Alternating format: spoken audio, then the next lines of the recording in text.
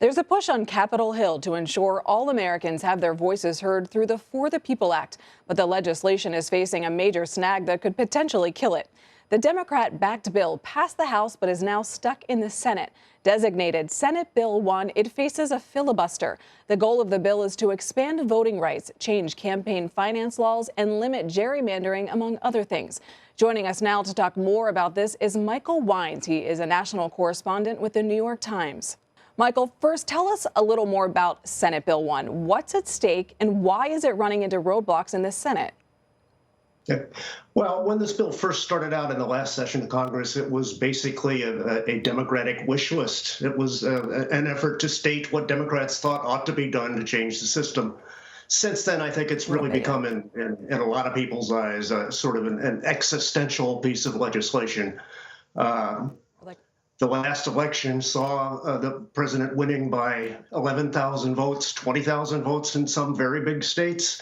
That was followed by, in this spring, efforts by Republicans in those states and others to enact laws restricting voting, keeping people from turning out.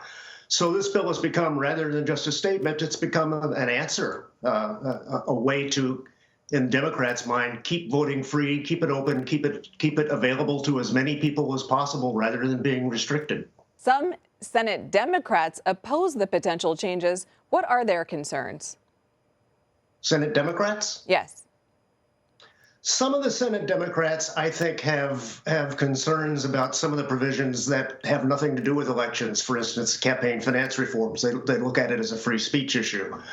Other Democrats like much of what's in the bill, but they have concerns about doing away with the filibuster. The filibuster is a big issue on this. They're not going to get 10 votes in the Senate to pass this bill as is. So you would have to have all 50 Democrats to vote for it. And there are some who have real reluctance about abandoning this Senate tool. Michael, we're talking about the attempts, the wanting to kill the filibuster. What is the Republican take on that? Well, the Republicans say that the filibuster is an old and established part of Senate procedures, and that it enables protections for the minority in the Senate. That if you simply eliminate the filibuster, that the majority, regardless of whether it's Republicans or Democrats, will simply run roughshod. Democrats disagree with that. They say that the filibuster has been used, particularly in recent decades, to stall almost any legislation that the minority doesn't agree with. And in fact, that's true. You know, the filibuster these days is not what we saw in Mr. Smith Comes to Washington, where you stand up for a day or 2 days and talk constantly. It's become a method of blocking any consideration of legislation simply by saying we object to it. And if you can't get 60 votes, the legislation doesn't move. Michael, President Biden says he's on board for the so-called talking filibuster. Is that more likely to get traction in the Senate? Hard to tell.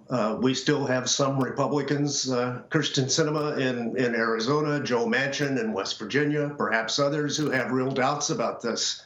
I think it's going to come down in the end to pressure from the grassroots, from their constituents. And this bill actually has aroused incredible angst among groups out in the states.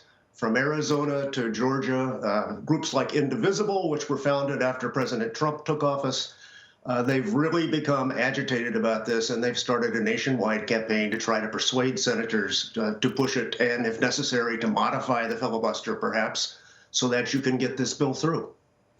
If the filibuster was eliminated, how could that impact future legislation?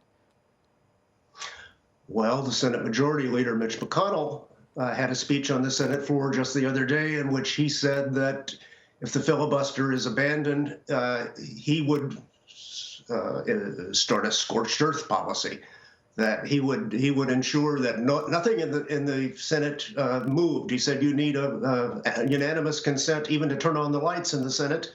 And so he would use every procedural method at his disposal to ensure the Senate couldn't act. Michael He Wine. also said that Republicans will come back in power someday, and when they do, there's going to be a lot of legislation that Democrats don't like that will be brought up and passed over their objections because they won't have the protection of the filibuster. We will all be watching. Michael Wines, thank you. You're welcome.